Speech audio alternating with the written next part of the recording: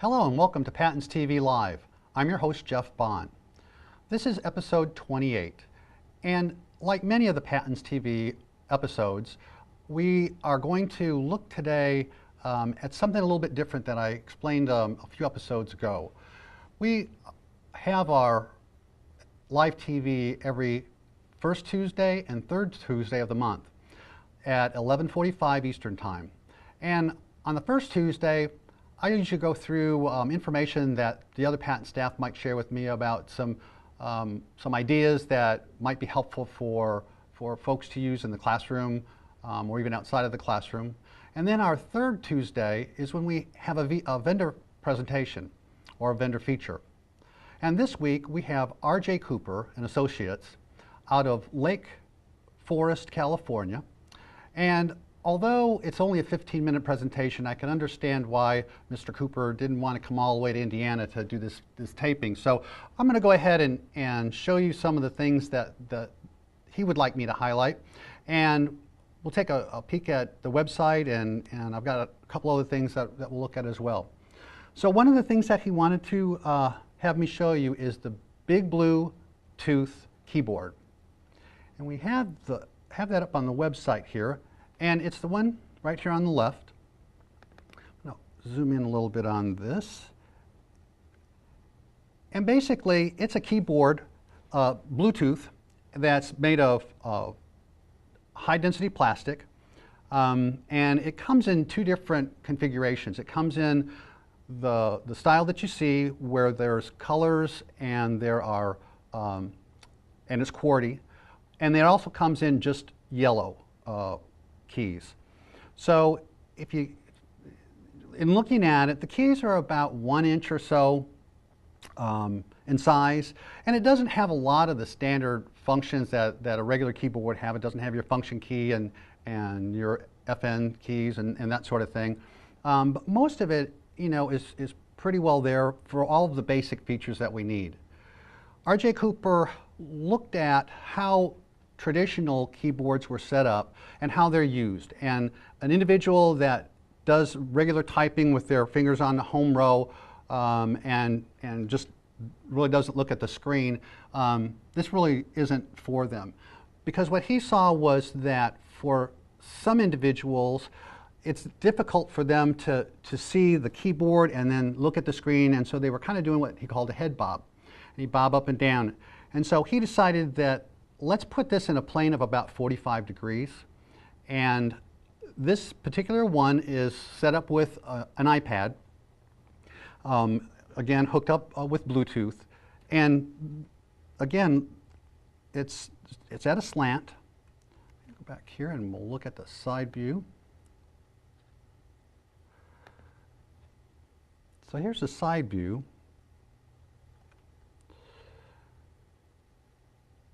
And the keyboard has its own keyboard stand, and then the iPad has its own stand as well.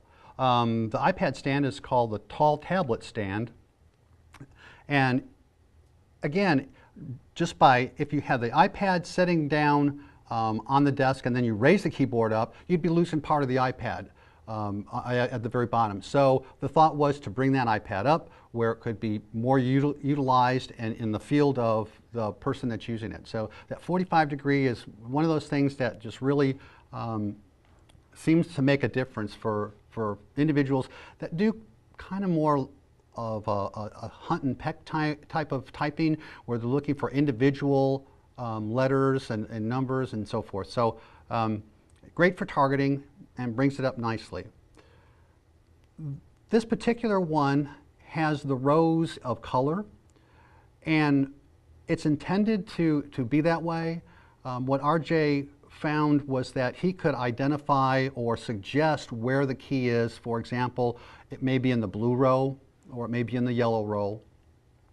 And then to do even more targeting, come in with his own finger or pointer to show the individual where that particular letter is, and then as the person goes for it, he pulls out and tries to get that incorporated more easily every time. And at the end or when the person has selected something, there's always a large amount of praise and a good job kind of thing, so that there's that positive reinforcement for that particular individual. We're going to show you a little video of how this is actually done in use, and we'll go ahead and roll that. Woman. W. W. Moo. W. W. Moo. Push. W. Nice work. This is great. This is perfect. Oh. Very good. Push. O. That's good. That's good. It's fine. What's next? Where is it? It's green. He does have a pixel book that he uses also. What's next?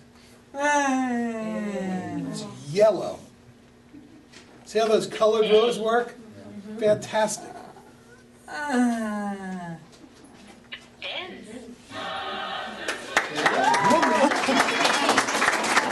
Well, I hope you like that short clip.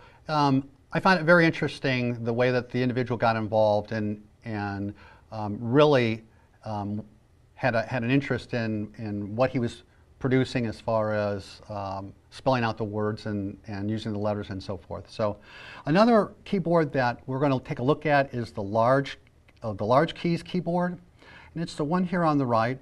Again, it's set up very similar to the big Bluetooth, in that it has the colored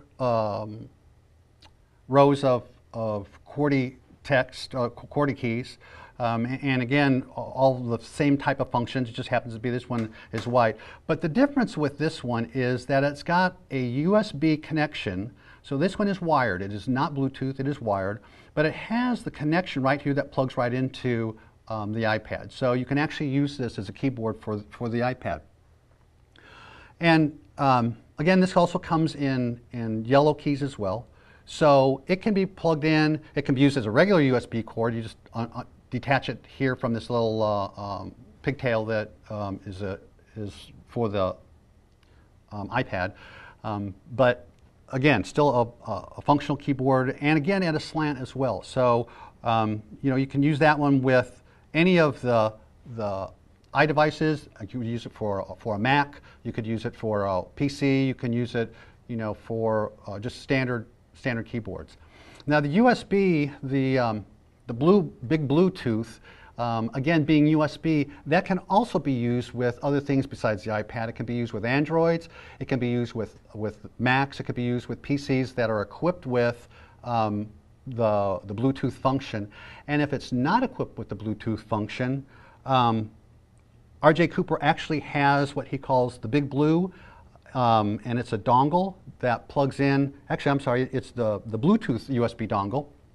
Plugs into the USB port, and then it can become a functioning Bluetooth piece of equipment. So, there is a way, even for those that are not USB ready, that you can actually retrofit it kind of. A lot of the newer PCs and so forth, Androids and that have the USB already built in.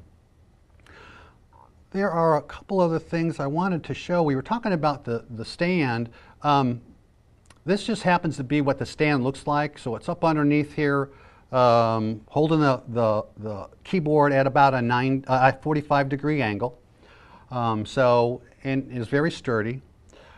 And also, back here, this tall table stand, take a peek at it. It's adjustable, but it also has another component, and it's adjustable tablet holder. And this adjustable tablet holder can be widened or kind of pulled down to handle all kind of handheld devices. So it works again with the iPad, it will work with Android, it will work with the Kindle. It's got nice rubber padding. It's also the little clips here that are holding the device are pretty wide as well. So if you have a device that is in a case of some sort, you can actually still put it in there and adjust it. It's got adjustable base down here, so you can put it at a variety of different angles. So even as a standalone, it works really well as a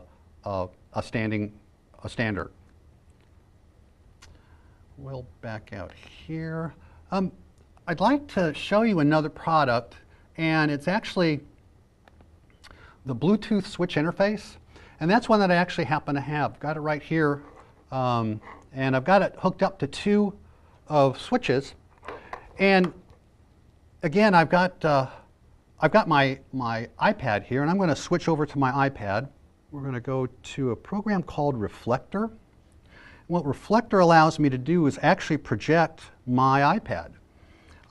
So you should see my iPad on the screen. And what I have to do with this is I have to go in and turn on my Bluetooth. And Bluetooth is up here, and I've already got it on, but I'm going to go ahead and just tap it here. And then what it does is it looks for the devices that are there. And I've already got it connected. In fact, it's right here, connected to the AirTurn. And that's what the Bluetooth is called. So we've got that connected. I'm going to go out to a program called Proloco to Go. And it is a communication piece of software.